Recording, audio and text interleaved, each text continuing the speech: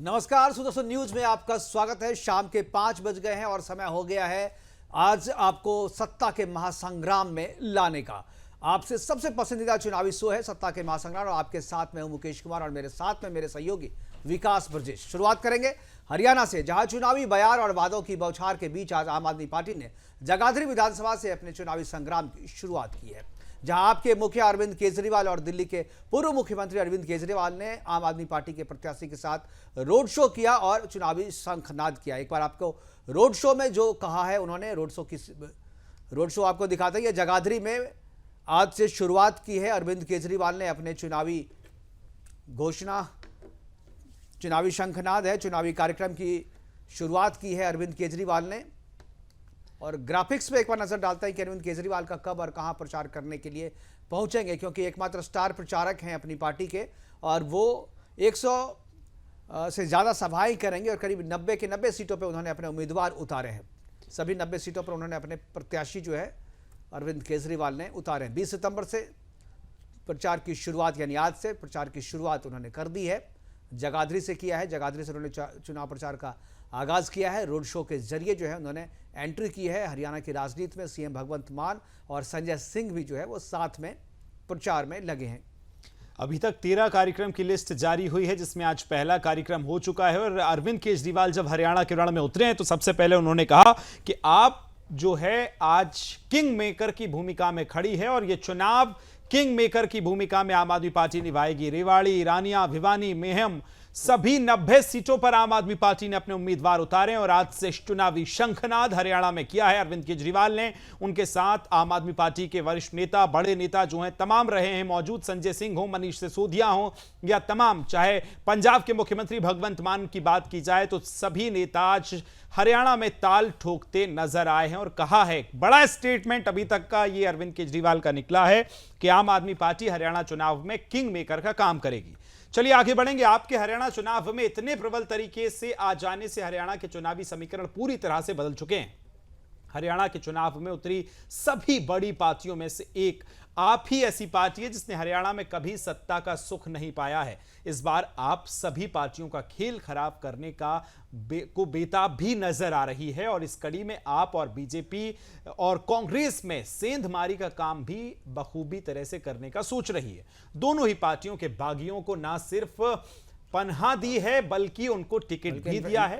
In fact वजह से है क्या, जो 90 की 90 सीटों पे इन्होंने प्रत्याशी तो उतार दिए लेकिन इनके पास प्रत्याशी है नहीं, घोषणा कर दी। तो इन्होंने जो बीजेपी और कांग्रेस के जो बागी थे उनको अपने यहाँ जो है जगह दी है, उनको टिकट दिया। प्रदीप जटौली पटौदी से, वो कांग्रेस से थे, उनको टिकट नहीं मिली तो वो बागी हो गए और आम आदमी पार्टी के प्रत्याशी हुए।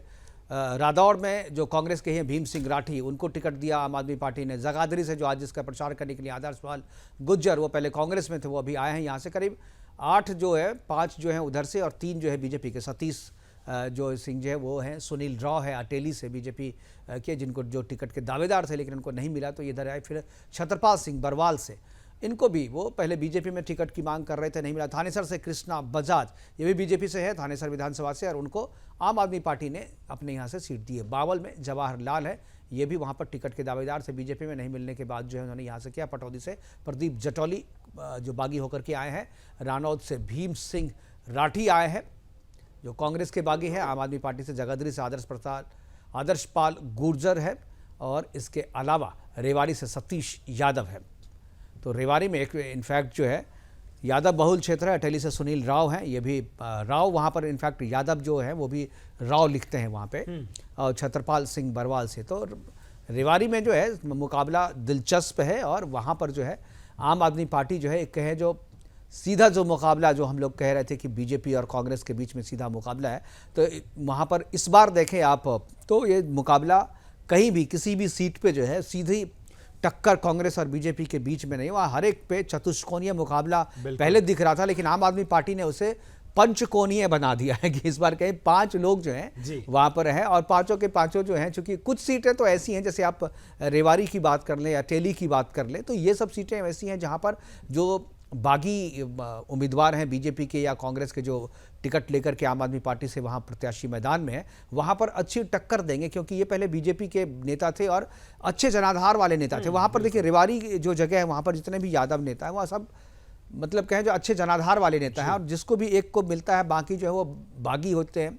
तो उनके पास पैसे भी हैं, उनके पास पार्टी का ब्रांड भी। अब मान लीजिए आम आदमी पार्टी जो हरियाणा है, हरियाणा के ऊपर नीचे अगल बगल दोनों दो पड़ोसी राज्यों में आम आदमी पार्टी की सरकार है, तो कुछ ना कुछ जो है वहां पर इसका इम्पैक्ट। हालांकि लोगों की नब्ज को वो लोग समझते हैं, तो बागी इस बार कितना खेल बिगाड़ेंगे देखना बड़ा दिलचस्प होगा। चलिए आगे बढ़ेंगे। ये वो हमने सीट आपको बताई हैं जहां बीजेपी और कांग्रेस पार्टी से जो ऐसे नेता हैं जिन्होंने बगावत की और अब आम आदमी पार्टी के टिकट पर ताल ठोकते नजर आ रहे हैं। अब आपको बताते हैं कि बड़ा मुद्दा जो इस चुनाव में साइलेंट तो लग रहा है, पर कहीं ना कहीं आम आदमी पार्टी की चुनावी स्ट्रेटेजी में यह मुद्दा साफ दिखाई दे रहा है। बात है दिल्ली हरियाणा जल विवाद की। हर साल गर्मी का मौसम हो तो कम पानी मिलने का आरोप दिल्ली की तरफ से हरियाणा पर लगाया जाता है, और मॉनसून में दिल्ली में आने वाली बाढ़ के लिए भी हरियाणा पर ही ठीकरा फोड़ा जाता है, जिसको लेकर आम आदमी पार्टी पंजाब के बाद अब हरियाणा पर फोकस करने में जुटी है, जिससे शायद दिल्ली हरियाणा पंजाब का यह पानी का मुद्दा वो अपने कब्जे में ले सके। और आपको यह भी बता दें कि दिल्ली और पंजाब में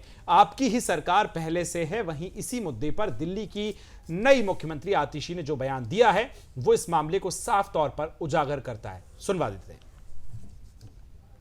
पानी की सप्लाई 1050 MGD है। इस 1050 MGD में से 613 MGD हरियाणा से आता है और हरियाणा से यमुना नदी में आता है।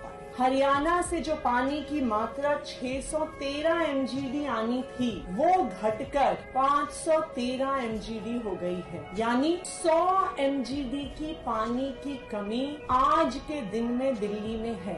अगर दिल्ली को हरियाणा से 100 MGD पानी कम मिल रहा है, इसका मतलब ये है कि 28 लाख लोगों को पानी कम मिल रहा है।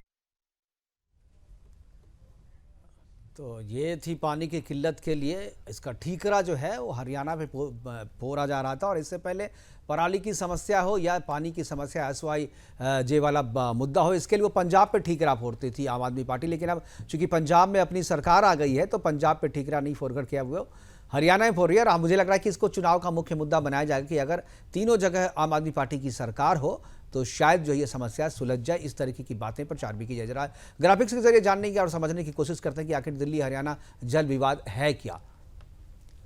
तो क्या है दिल्ली हरियाणा जल विवाद? 1993 दिल्ली और हरियाणा के बीच जल एक समझौता हुआ था।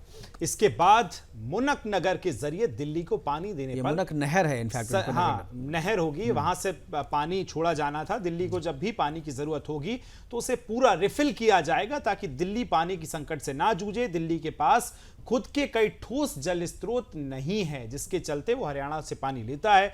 दिल्ली हरियाणा से छोड़े जाने वाले यमुना के पानी पर भी ज्यादा निर्भर है। तो गर्मी की शुरुआत होते ही दिल्ली का आरोप यह रहता है कि हरियाणा कम पानी छोड़ रहा है, जिस वजह से यहां पानी का संकट होता है। हरियाणा सरकार का कहना है कि उसकी ओर से पानी पर्याप्त छोड़ा जाता है। तो यह विवाद हर बार का लगभग कई दशकों से हम देखते आ रहे हैं। दिल्ली में पानी की बर्बादी जो है जल संकट के लिए इसको जिम्मेदार भी ठहराया जाता है। 93 में यह पूरा समझौता हुआ था। और एक और लड़ाई है जो होती है पानी को छोड़ने को लेकर। जो दिल्ली हर साल बारिश में डूबती है या दिल्ली के कई इलाकों में पानी भर आता है, तो दिल्ली सरकार उस पर भी हरियाणा के लोगों पर ही ठीकरा फोड़ती नजर आती है। बिल्कुल। अब चूंकि आम आदमी पार्टी जो है हरियाणा में चुनावी ताल ठोक रही है, तो अब लोग उनसे पूछ रहे हैं कि जिस हरियाणा को आप पानी पी पी के कोसते थे, उस हरियाणा के बेटा कह करके आप हरियाणा के लोगों का वोट मांग रहे हैं, तो लोग इनका भी हिसाब लेंगे कि भाई आप जिस हरियाणा को कह रहे थे कि हमें पानी नहीं दे रहा है उसके लिए, तो वो आपको वोट करेंगे नहीं करेंगे। ये भी एक मुद्दा है। और जो विपक्ष के लोग हैं वो इस बात का आरोप भी लगा रहे हैं। हरियाणा जो आम आदमी पार्टी के जो प्रत्याशी वहाँ पर हैं, तो शुरुआती दौर में जो है इस बात का वहाँ पर लगा था। मुझे लगता है कि जो जल संकट है वो जल संकट एक मुद्दा वहाँ पर रहेगा। लेकिन इतना बड़ा मुझे लग रहा है कि दिल्ली में जब चुनाव है, अभी इसके बाद दिल्ली के चुनाव है, दिल्ली के चुनाव में ये मुद्दा रहेगा। और ये मुद्दा हमेशा रहता है कि ये पानी की समस्या, पानी की किल्लत जो है वो भी एक समस्या है। और जो बाढ़ है, जो पानी जो यहाँ पर बारिश होती है, हर बारिश के बाद जो वाटर लॉगिंग के कारण लोगों को समस्याएं झेलनी पड़ती है, वो भी जो है एक प्रमुख मुद्दा जो है यहाँ पर रहा है। क्योंकि अब नगर निगम भी चूंकि आम आदमी पार्टी के पास है और सरकार भी आम आदमी पार्टी की ही है, तो ये दोनों मुद्दे जो है वो आम आदमी पार्टी के खिलाफ जाती दिख रही है। और इसके बाद जो है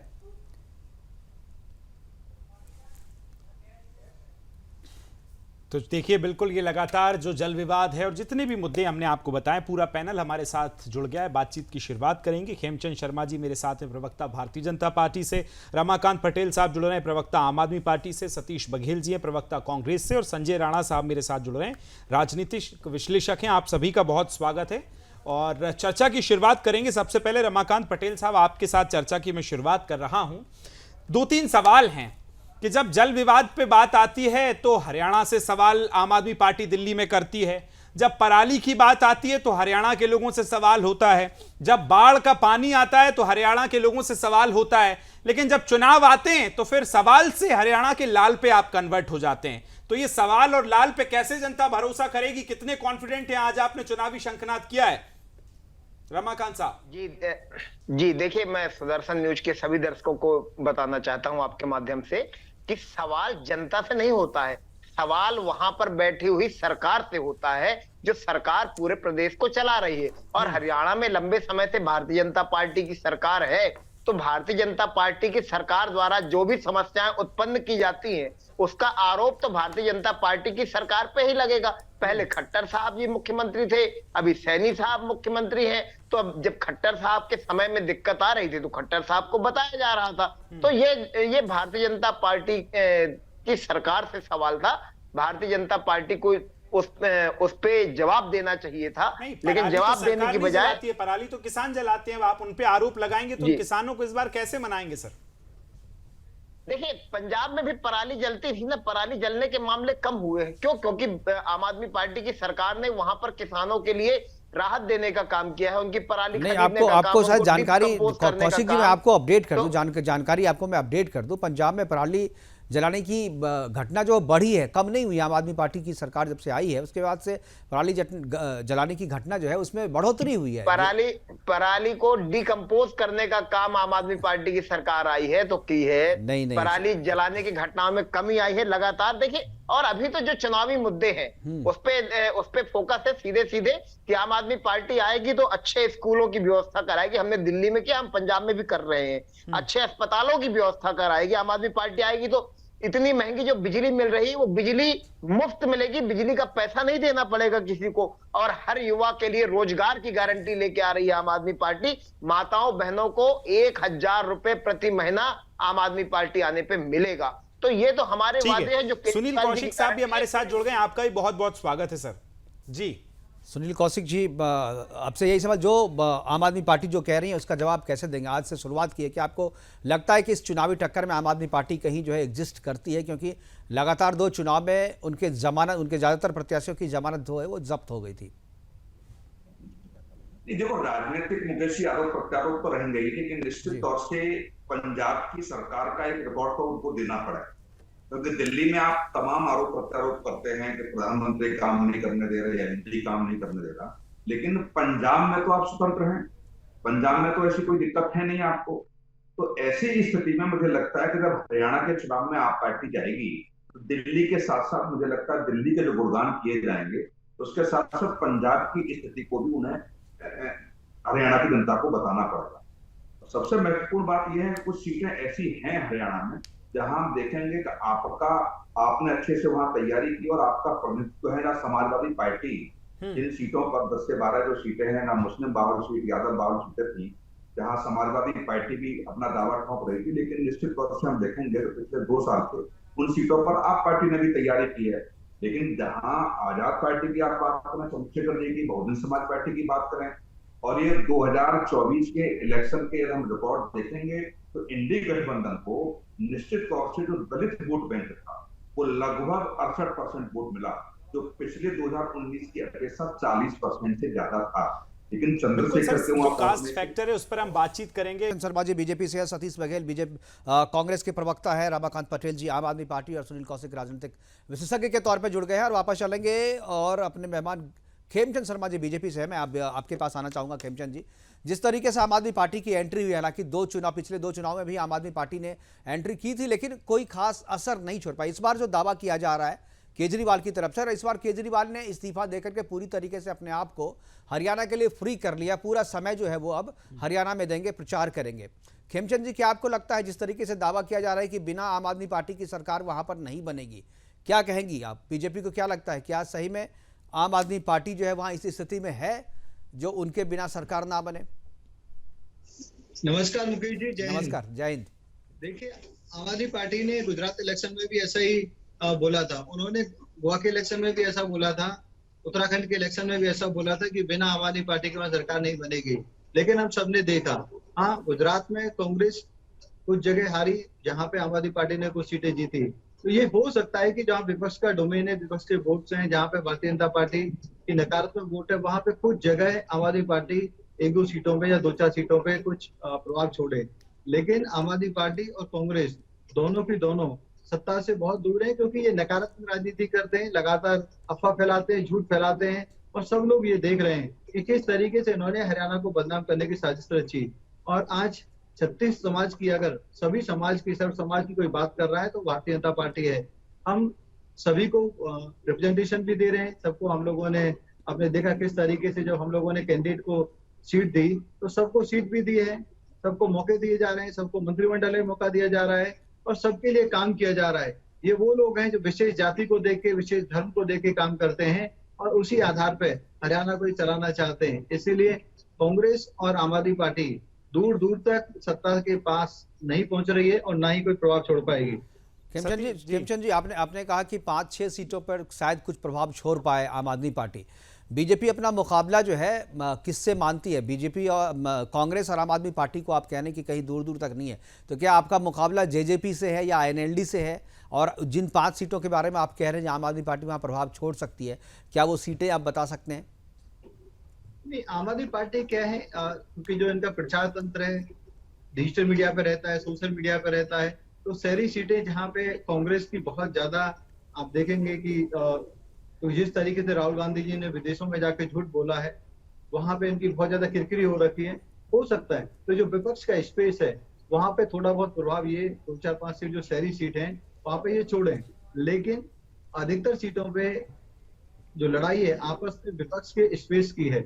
भारतीय जनता पार्टी को, भारतीय जनता पार्टी की, ठीक है, मुझे ब्रेक पे भी जाना है। सतीश बघेल जी, बहुत जल्दी से बताइए, फिर ब्रेक पे चलेंगे आगे। किस तरह से देख रहे हैं? वो कह रहे हैं कि कांग्रेस और आम आदमी पार्टी जो है सोशल मीडिया की पॉलिटिक्स करती है, जनता के बीच की नहीं, और विपक्ष के स्पेस के लिए आम आदमी पार्टी और कांग्रेस के बीच में लड़ाई है, बीजेपी के टक्कर में कोई नहीं है। सतीश बघेल साहब जी, मैं जो हमारे बीजेपी के प्रवक्ता भाई हैं उनका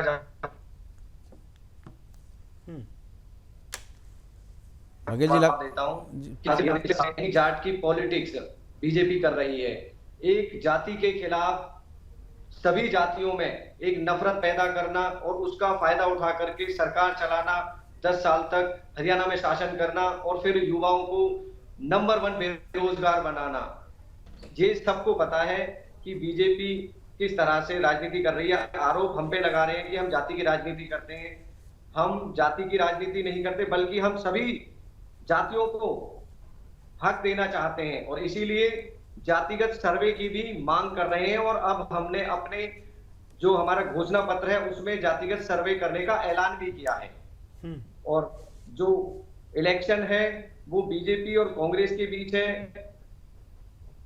अच्छा, मतलब आप मानते हैं कि आपका मुकाबला कांग्रेस बीजेपी से है, क्योंकि चूंकि बीजेपी सत्ता में है तो डेफिनेटली कोई भी पार्टी उसका मुकाबला बीजेपी से होगा, लेकिन बीजेपी आप लोगों को टक्कर में नहीं मांग रही है। करें कांत पटेल साहब, आपके पास, आपने बीजेपी की भी बात सुन ली, कांग्रेस की भी सुन ली। एक आपको रेस से बाहर मान रहे हैं तो दूसरे रेस में आपको मानने को तैयार नहीं है, क्या कहेंगे? और ये थोड़ा आधार जो आप कह रहे हैं किंग मेकर बनने की, आपने आज बात आपके जो संयोजक हैं आम आदमी पार्टी के वो कहते नजर आ रहे हैं, पर पिछली बार आप 47 सीट पर लड़े, सभी पे जमानत जब्त हो गई, तो आधार मुझे बता दीजिए सर एक तो थोड़ा सा।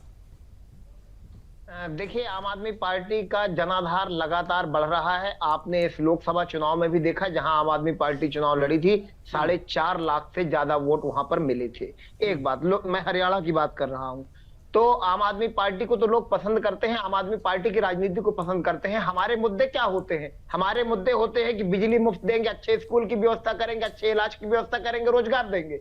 ये मुद्दे आज भारतीय जनता पार्टी और बाकी तमाम पार्टियां एडॉप्ट कर रही हैं। इनकी मजबूरी हो गई है। जो पहले इसी मुद्दे की मुफ्त बिजली की बुराइयां करते थे कि ये हो नहीं सकता, आज ये लोग उसकी वकालत करते हैं। और भारतीय जनता पार्टी के प्रवक्ता क्या कह रहे हैं कि नकारात्मक प्रचार हो रहा है आम आदमी पार्टी द्वारा। अरे भाई हम क्या नकारात्मक प्रचार कर रहे हैं? हम कह रहे हैं कि हम रोजगार देंगे, तो ये नकारात्मक हो गया क्यों? क्योंकि भारतीय जनता पार्टी कभी दे नहीं पा रही है। हम कह रहे हैं कि बिजली मुफ्त देंगे, हम दिल्ली में दे रहे हैं, हरियाणा में देंगे, पंजाब में भी दे रहे हैं। हम कह रहे हैं कि हम महिलाओं को 1,000 रुपए हर महीना देंगे, हम अच्छे स्कूल की व्यवस्था करेंगे, हम इलाज की व्यवस्था करेंगे। तो रमाकांत भारतीय पटेल जनता जी, पार्टी रमाकांत के लिए पटेल जी, ये मेरा एक नकारात्मक सवाल है हो गया। आपसे। रमाकांत पटेल जी, मेरा एक सवाल है कि 2014 और 2019 की जो लड़ाई थी आपकी, जो चुनाव था आपका, उसमें भी आपने यही वादे किए थे, तो इन वादों को तो पब्लिक ने रिजेक्ट कर दिया ना।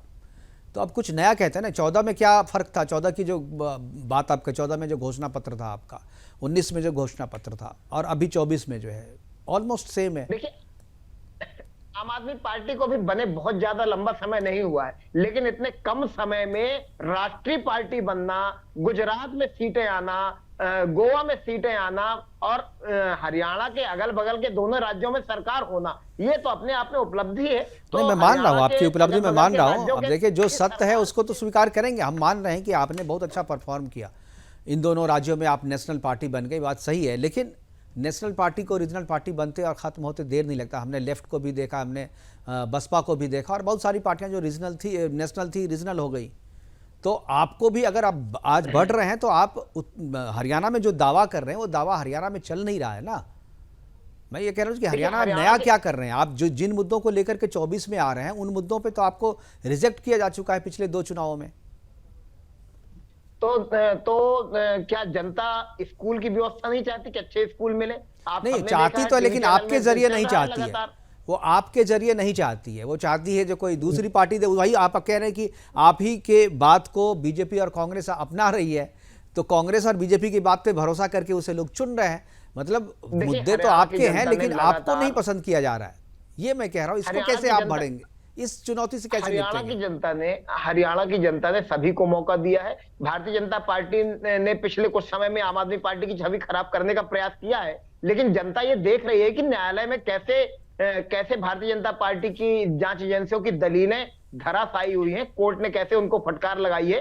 तो अरविंद केजरीवाल जी के प्रति, आम कहाँ आदमी फटकार पार्टी के लगाई है प्रति सर? हम लोग भी लाइव प्रसारण सुनते हैं कोर्ट का। सर, कहाँ फटकार लगाई है? कब फटकार लगाई है? क्या फटकार लगाई, जरा बताइए। सीबीआई को तोता किसने कहा? किसने कहा? न्यायालय ने कांग्रेस। हम तो नहीं अरे बोल भाई, रहे हैं। वो CBI को कांग्रेस के तोता टाइम किसने में कहा? न्यायालय ने कहा। जब रंजीत सिंह थे तो उनको बोला था, आज से हो गया 15 साल पहले कहा था। और ये आपके केस में थोड़ी कहा, आपके मामले में तो कहा नहीं। केजरीवाल जी को जमानत देते हुए सीबीआई को पिंजरे में बंद तोता बोला गया। नहीं बोला गया था। आप वो पिछले केस का रेफरेंस दे रहे हैं। जमानत देते हुए शर्तें लगाई गई कि आप जो 100 शर्त जमानत है उनको, उन्होंने कहा कि कोई संवैधानिक कार्य नहीं करेंगे, सचिवालय आप नहीं जाएंगे, फाइल साइन आप नहीं करेंगे, पॉलिटिकल डिसीजन नहीं लेंगे, कैबिनेट की बैठक आप नहीं लेंगे। इसी वजह से तो उन्हें इस्तीफा देना पड़ा। तो कोर्ट से राहत मिली है, ये बात आप कैसे कह सकते हैं? कोर्ट ने तो आपको केवल जमानत दी है, और इतनी कड़े शर्तों के साथ जमानत दी है कि आपको रिजाइन देना पड़ा अपने पद से, और आप कह रहे हैं कि हमें कोर्ट ने फटकार किया, खारिज कर रही थी। बात करेंगे, हमारे साथ चारों मेहमान जो है जुड़े हुए हैं। एक बार फिर से मैं खेमचंद जी के पास जाना चाहूँगा। खेमचंद जी, जो दावे किए जा रहे हैं आम आदमी पार्टी की तरफ से कि आपने उनके मुद्दे चुरा लिए, जो स्कूल बनाने की बात है, खासतौर पे मुफ्त बिजली देने की बात जो है, वो आम आदमी पार्टी ने शुरुआत करी थी इसकी, लेकिन आपने मुद्दे चुरा लिए और उनके मुद्दे पर चुनाव लेकर के सरकार में है। क्या कहेंगे आप? आम आदमी पार्टी गाल बजाती है, बहुत बड़ी बड़ी बातें करती है। दिल्ली जहाँ पे 10 साल से ज्यादा सत्ता में, वहां पे उन्होंने कुछ नहीं किया। वहां पे 5% लोगों को भी जो फ्री बिजली जो ये कहते हैं उसका लाभ नहीं मिला। वहीं आदरणीय प्राइम मिनिस्टर मोदी जी ने 1 करोड़ परिवारों को फ्री बिजली देने का पूरा प्लान बनाया, फुल प्रूफ प्लान बनाया है, और वो इम्प्लीमेंट होना शुरू हो गया है। छत के ऊपर सोलर प्लांट लगेगा, सोलर प्लांट से फ्री बिजली मिलेगी, और उसमें सब्सिडी देके सभी को एम्पावर किया जा रहा है। और कई लोगों को, जो मेरी जानकारी में दिल्ली में है, वहां भी सोलर प्लांट लग चुका है, उनके घर 3 बार तक बिजली फ्री मिलेगी। ये बात करते हैं, सिर्फ 5-7% लोगों को फायदा पहुंचाते हैं, और बाकी लोगों का उसी आधार पे लगातार दोहन करते हैं। आज आपकी आवाज नहीं आ रही सतीश पटेल जी, अगर आपको आवाज मिल रही है तो आप पे भी यही आरोप है। आप पे भी यही आरोप है कि जो फ्री की बिजली वाली। जी अपनी बात पूरी करें खेमचंद जी। तो ये आम आदमी पार्टी ना फ्री की बिजली दे रही है। रही पानी की बात, 3 महीने खरीद के खेमचंद पानी शर्मा जी पीना छोड़ पड़ा, देते हैं गंदा आम पानी आदमी दिल्ली पार्टी वालों को। को एज अ पीना सीरियस पड़ा। कंसर्न मैं आपसे पूछ रहा हूं, क्या इस बार जो हैट्रिक की बात आप कह रहे हैं उतना आसान होगा? जातिगत जो समीकरण है वो आप साध पाएंगे? 10 साल की एंटी इनकम्बेंसी है, एक तरफ जाट वोटों को लेकर जेजेपी और दलित एएसपी की हम बात करें, उनका गठबंधन है, क्या आप कितनी कठिन फाइट इस बार मान रहे हैं? और आईएनएलडी जी आईएनएलडी भी है मैदान में। नहीं, भारतीय जनता पार्टी जीतेगी क्योंकि भारतीय जनता पार्टी सर्वस्पर्शी पार्टी है, क्षत्रिय समाज की बात कर रही है, किसी पर्टिकुलर समाज की बात नहीं करती, पर्टिकुलर जाति की बात नहीं करती, पर्टिकुलर धर्म की बात नहीं करती। हम लोग डबल इंजन का जो काम है, काम के आधार पर लोगों के बीच में जा रहे हैं। आज किसानों को पीएम किसान योजना के तहत जो लाभ मिल रहा है वो पहुंच रहा है, और स्टेट गवर्नमेंट ने भी ये घोषणा की है कि हम 20 से 21 जो फसल है सभी को एमएसपी देंगे। तो हरियाणा में ऐसा नहीं कि जो मेन फसल है उनको एमएसपी मिलेगी, बाकी जो फसल है जैसे ज्वार बाजरा आदि उस पर भी एमएसपी मिलेगी। खेमचंद जी, आपको रोकना चाहूंगा, हमारे पास नायब सैनी जी की एक प्रतिक्रिया आई है। एक बार मैं नायब सैनी जी मुख्यमंत्री हैं हरियाणा के, हालांकि उन्होंने रिजाइन दे दिया है, उनको किया पूर्व मुख्यमंत्री। एक बार मैं उनकी प्रतिक्रिया सुना रहा हूँ, एक बार चलते हैं नायब सैनी जी के पास। लोगों की एक प्रतिक्रिया आती है, लोग बोलते हैं कि समय कम मिला है, और मुझे लोकसभा के चुनाव के बाद मात्र 56 दिन मिले। इन 56 दिनों के अंदर आपके भाई, आपके बेटे ने हरियाणा प्रदेश के विकास के लिए 126 ऐतिहासिक फैसले किए हैं, जिसकी चर्चा आज हरियाणा प्रदेश का हर व्यक्ति करता है। भाइयों, जब वो चर्चा करते हैं, एक बात बोलते हैं कि समय कम मिला है, और हमारे विपक्षी दल इस बात का गुणगान करते हैं कि ये तो घोषणाएं कर रहा है। आज मैनिफेस्टो भी जारी कर दिया है बीजेपी ने, उसको क्या कहेंगे, कैसे देखते हैं? वो तो हमारा कॉपी पेस्ट है, वो तो हम पहले कर चुके। ये तो इनके तो झूठे वायदे हैं। 2005 का हमारा देखो घोषणा पत्र, हमने पूरा अमल में लाए। 2009 का अमल में लाए। इनका 14 का देखो, 19 का देखो, कुछ भी नहीं किया इन्होंने। झूठा घोषणा पत्र है, मैनिफेस्टो जो झूठ का बंडल है। अग्निवीर को सरकारी नौकरी की बात कह रहे हैं, और वो तो एक्स सर्विसमैन की रिजर्वेशन पहले से है। हम तो अग्निवीर के खिलाफ 4 साल रेगुलर भर्ती होनी चाहिए। सतीश बघेल साहब, आपके पास आ रहा हूं। आपने दोनों की बाइट सुनी, एक तरफ मुख्यमंत्री जो कार्यकारी मुख्यमंत्री अभी हैं वो उनकी बाइट सुनी, दूसरी तरफ हुड्डा साहब कह रहे हैं कि जो आपका संकल्प पत्र बीजेपी लाई है वो कॉपी पेस्ट है। लेकिन आपकी अगर मैं बात करूं तो किस तरह से आप देखते हैं कि जो गारंटीज हैं उस पर जनता अमल करेगी? 9.5 साल जो मुख्यमंत्री रहे मनोहर लाल खट्टर जी, वो पोस्टरों से भी गायब हैं, स्टेज से भी गायब हैं, जिनसे सवाल करना चाहिए वो कटघरे से भी बाहर हैं। ये चल क्या रहा है? बीजेपी क्यों उन्हें छिपा रही है? बीजेपी क्यों नहीं उन्हें दिखाना चाहती है? क्योंकि 9.5 साल पूरी तरह से बीजेपी हरियाणा के अंदर विफल रही है। हरियाणा किसान और खिलाड़ियों के लिए जाना जाता है। किसानों के लिए क्या किया है बीजेपी ने, खिलाड़ियों के लिए क्या किया है, ये पूरे देश की मीडिया, पूरे देश के लोग जानते हैं। किसानों को किस तरह से उन्होंने उन पर लाठीचार्ज करवाई, किस तरह से पहलवानों पे उन्हें घसीटा गया दिल्ली में, उन्हें न्याय से दूर रखा गया, अपराधी को बचाया गया। तो मैं ये कहूंगा कि बीजेपी कंप्लीटली फेल थी, और इसीलिए 6 महीने पहले उन्होंने नए सीएम, सीधे आरोप आप पे, 6 महीने पहले नए सीएम को बिठाना, पुराने सीएम की जो नाकामयाबी है उनको छिपाना है। और आम आदमी पार्टी का कोई, ठीक है, आपने बोल लिया सर, आपने बोल लिया जो आरोप लगाए। हमारे पास समय की कमी, हमारे पास समय। खेमचंद जी से एक बार जवाब लेते फिर वाइंड अप करेंगे। खेमचंद जी, देखिए ना, कांग्रेस के पास नेता है, ना नीति और ना नीयत है। इनकी तीनों की तीनों चीजें खराब हैं। इनके जो सुप्रीम नेता है राहुल गांधी जी, विदेशों में जाके भारत को अपमानित करते हैं, झूठ बोलते हैं, कहते हैं कि सिर्फ गुरुद्वारे नहीं जा सकते, कड़ा नहीं पहन सकते, पगड़ी नहीं पहन सकते। आज जबरदस्त गुस्सा पूरे हरियाणा में है, पर्टिकुलरली जहाँ पंजाबी बेल्ट है, कि आपने किस तरीके से हरियाणा को, पंजाब को और पूरे भारत को विदेशों में जाके आपने अपमानित किया है। वैसे हुड्डा साहब सब जानते हैं किस तरीके से उन्होंने 10 साल जब सरकार चलाई थी पूरे हरियाणा को बेच दिया, किस तरीके से उन्होंने करप्शन किया। मात्र सिर्फ अपने घर के आसपास का क्षेत्र था वहीं डेवलपमेंट किया, बाकी हरियाणा को वो भूल गए। जो पश्चिमी हरियाणा जो उत्तर प्रदेश के साथ साथ आता है, वहां पे तो वो विजिट करना भी नहीं। ठीक है सर, आपने समझ गए। आम आदमी के प्रवक्ता हाथ उठाए। 10 सेकंड है सर, प्लीज रमाकांत जी। देखिए मुख्यमंत्री जी मात्र 50 दिन 60 दिन की बात कर रहे हैं। 10 साल का हिसाब कौन देगा? ये भारतीय जनता पार्टी के लोग बतलाएं, माननीय मोदी जी बतलाएं, क्योंकि उन्हीं के अरे चेहरे उसी का पर तो सारे जवाब चुनाव दे रहे लड़े थे, जाते उसी हैं। का जवाब दे रहे थे, आपने रोक लिया उनको, सुन लेते जवाब पूरा। चलिए, हमारे पास समय की कमी है, हमारे साथ जुड़ने के लिए आपका खेमचंद जी, आपका पटेल जी, आपका और जो बघेल साहब जो है, बघेल जी, आपका भी बहुत बहुत धन्यवाद। और हमारे साथ सुनील जी भी जुड़े हुए थे, उनका भी बहुत बहुत धन्यवाद। सत्ता के महासंग्राम में आज के लिए इतना ही। अब कल जब हम आएंगे तो सत्ता के महासंग्राम में और भी नई खबरें लेकर के आएंगे, अपडेट के साथ आएंगे। और कल आपको मैं कश्मीर भी ले चलूंगा, कश्मीर में जो डेवलपमेंट है वो भी आपको बताऊंगा। लेकिन फिलहाल के लिए आज के सत्ता के महासंग्राम में इतना ही। दीजिए मैं इजाजत, नमस्कार।